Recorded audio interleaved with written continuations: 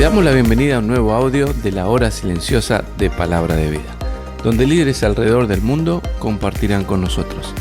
El día de hoy escuchamos a... Hola, mi nombre es Jorge Ramírez y junto a mi familia servimos a Dios en la Iglesia de la Espada en Montevideo, Uruguay. Leemos en Juan 1 del 1 al 8. En el principio ya existía el Verbo, y el Verbo estaba con Dios, y el Verbo era Dios. Él estaba en el principio con Dios. Todas las cosas fueron hechas por medio de Él, y sin Él nada de lo que ha sido hecho fue hecho. En Él estaba la vida, y la vida era la luz de los hombres. La luz brilla en las tinieblas, y las tinieblas no lo comprendieron. Vino al mundo un hombre enviado por Dios, cuyo nombre era Juan. Este vino como testigo para testificar de la luz, a fin de que todos creyeran por medio de él. No era él la luz, sino que vino para dar testimonio de la luz. Comenzamos el estudio del Evangelio de Juan. En cuanto a su autor, Juan es mencionado como el discípulo al que Jesús amaba. En cuanto a su enfoque, así como cada uno de los evangelios, es enfocado en una perspectiva única. En el Evangelio de Juan se presenta a Jesús como el Hijo de Dios. En el devocional de hoy vamos a centrarnos en dos puntos. En primer lugar, veremos la esencia del Verbo. En segundo lugar, veremos un ejemplo de vida. Pensemos en la esencia del Verbo. Juan comienza el Evangelio diciendo: en el principio era el Verbo. El Verbo, la palabra, el logo de Dios, es la palabra creativa de Dios y es eterno. Fíjense que el versículo continúa diciendo: el Verbo era con Dios y el Verbo era Dios. Este era en el principio con Dios. Comparemos este versículo con el Génesis, donde comienza diciendo: en el principio creó Dios.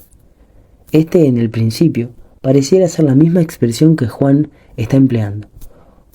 Juan usa esta frase para darnos a entender que desde antes de la creación de todas las cosas, Dios ya era, y este verbo, esta palabra, también ya existía.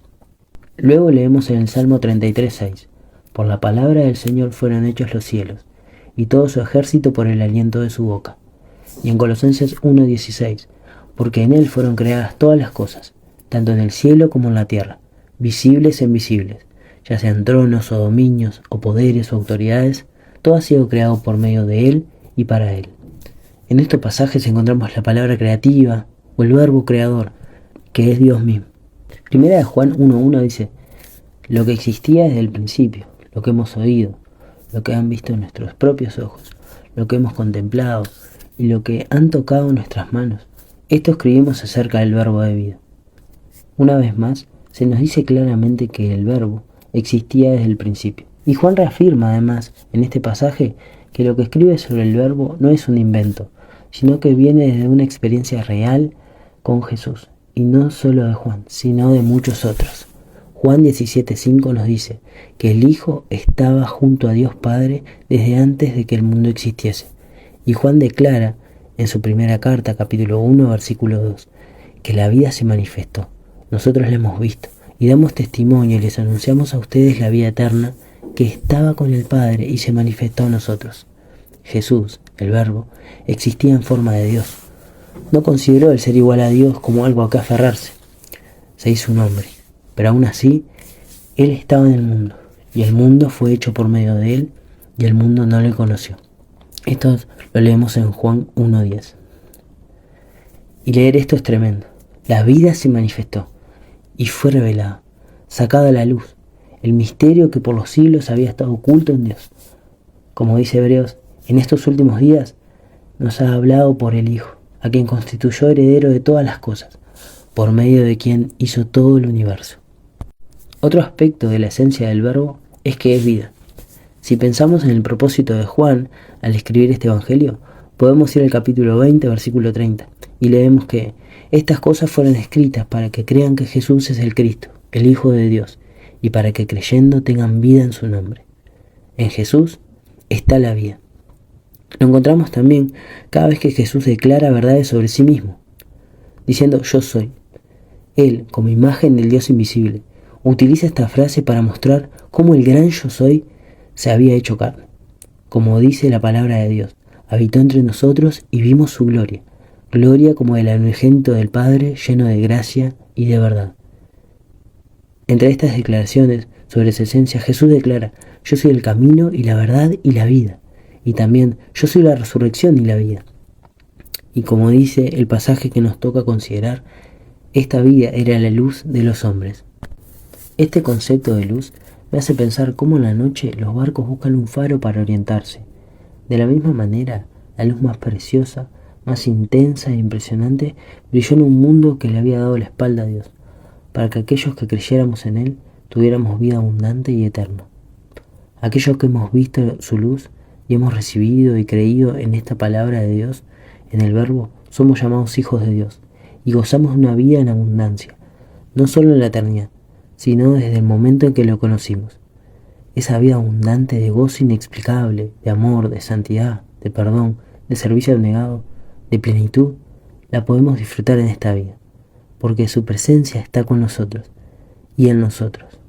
Dios mismo hizo morada en nuestros corazones, para que en medio de la oscuridad de nuestras vidas, su luz brille y transforme todo. Jesús dijo: yo, la luz, he venido al mundo, para que todo el que crea en mí no permanezca en tinieblas. Y quiero detener un momento aquí para preguntarte: ¿ya sos un hijo o una hija de Dios? ¿Ya creíste en Jesús como aquel verbo que puede transformarte? Y si la respuesta es sí, podemos preguntarnos: ¿estamos disfrutando de la vida en abundancia que Dios da? ¿Estamos deleitándonos en las delicias que hay a su diestra? ¿Hay cosas que nos hacen permanecer en tinieblas? Recordemos que Él vino para que ya no permanezcamos en tinieblas. Hemos sido trasladados del reino de las tinieblas a su luz admirable, para que, desechando las obras de las tinieblas, llevemos honra y gloria a su nombre a través de vidas renovadas. Hasta aquí hemos visto algunos aspectos de la esencia del Verbo. Pero antes de terminar, quisiera pensar un momento en el segundo punto, el ejemplo de vida de Juan el Bautista. Era un hombre lleno del Espíritu Santo. Encontramos profecías sobre su vida en Malaquías 3 y 4. Y Marcos 1:4 dice: Juan el Bautista apareció en el desierto predicando el bautismo del arrepentimiento para el perdón de pecados. Juan vino para dar testimonio de la luz, y cuando vio a Jesús exclamó: este es el Cordero de Dios, que quita el pecado del mundo. Qué ejemplo fascinante el de Juan. Él dio testimonio de la verdad. Y nosotros podemos preguntarnos: ¿estamos cumpliendo la tarea que nos fue encomendada de sostener el baluarte de la verdad? ¿Anunciamos a Cristo a una sociedad que está cada día más hundida en la oscuridad y que no sabe a dónde se dirige, pero cuyo final conocemos? Como dijo el propio Juan el Bautista: necesito que Él crezca, que yo mengue. Nos animo a que estas sean nuestras oraciones, para vivir vidas abundantes, que lleven la luz de Cristo a cada parte en donde su iglesia está, que cada vez se vea más de Jesús en nuestras vidas y menos de nosotros. Gracias por escucharnos. Recuerda que este audio no reemplaza tu tiempo a solas con Dios. Te animamos a que escribas tus aplicaciones personales. Hasta mañana.